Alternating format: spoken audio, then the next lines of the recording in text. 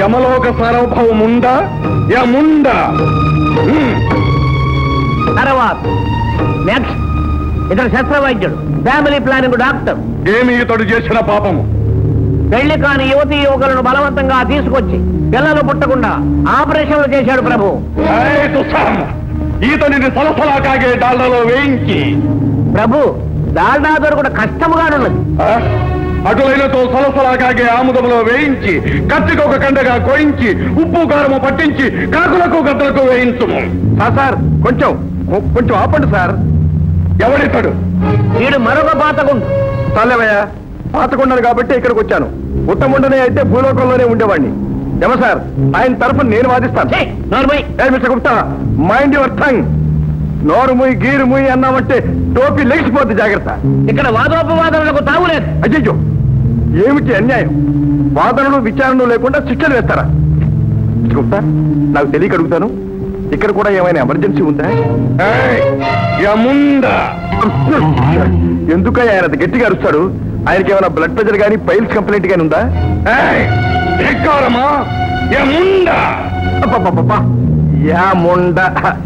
సున్నా తీసేయండి సార్.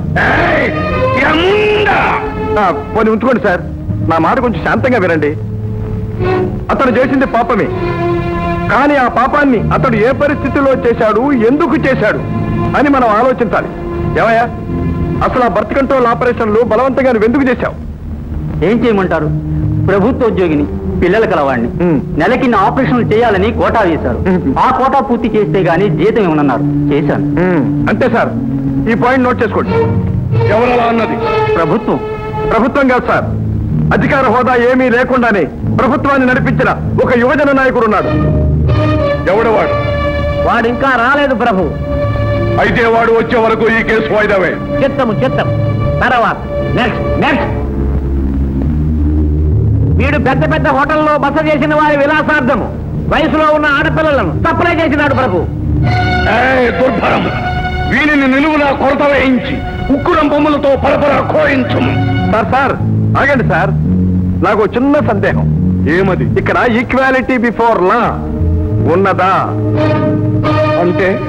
అంటే ఇక్కడ మీ న్యాయశాస్త్ర దృష్టిలో అందరూ సమానమేనా, లేక మాకో న్యాయం, మీ బంధువులకు స్నేహితులకు మరొక న్యాయమా? ధర్మ పరిరక్షకుండా యముండా. అందరికీ ఒకే ధర్మం, నేరస్తులందరికీ ఒకే శిక్ష. అయితే మీ దేవేంద్రులకి ఏమి శిక్ష విధించారు సార్? దేవేంద్రుడా? అతడేమి చేసినాడు మీకు తెలీదా సార్? విశ్వామిత్రుడి దగ్గరికి మేనకను పంపించింది అతడేగా. ఇతడు చేసిన దానికి ఆయన చేసిన దానికి ఏమిటి సార్ తేడా? ఇతడు చెప్పినది కూడా సమంజసంగానే ఉన్నది. ఈ కేసును కూడా పెండింగ్ లో పెట్టము.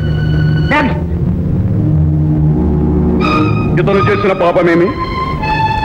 ఇతడు బాల వితంతువుకు మళ్లీ పెళ్లి చేసి ఉన్నాడు. అనాచారి! నా పేరు సత్యం సార్. చూడండి, 5 ఏళ్ల పిల్లకి పెళ్లి చేస్తే 3 నెలలు తిరగకుండానే మొగుడు ఠాని చచ్చి ఊరుకున్నాడు.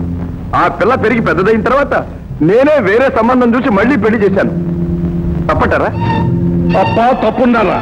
విధవా పునర్వివాహము ధర్మశాస్త్ర విరుద్ధము. ఇదెక్కడ ధర్మశాస్త్రం అయ్యా బాబు?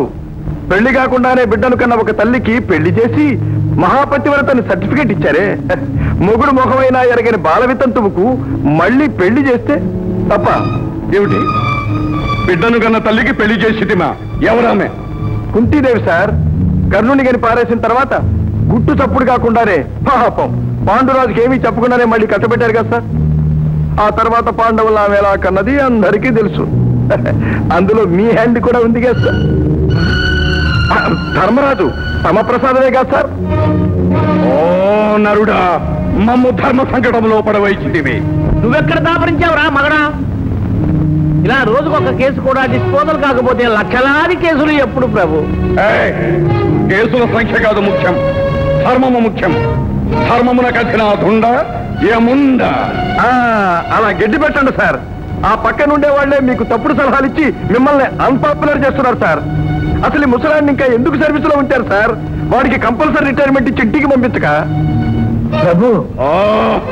ఈ సంకట స్థితిలో ధర్మ నిర్ణయం కష్టతరం కనుక సభ నేటికి ఇంతటితో సమాప్తం. చిత్తము సభ నేటికి ఇంతటితో సమాప్తం.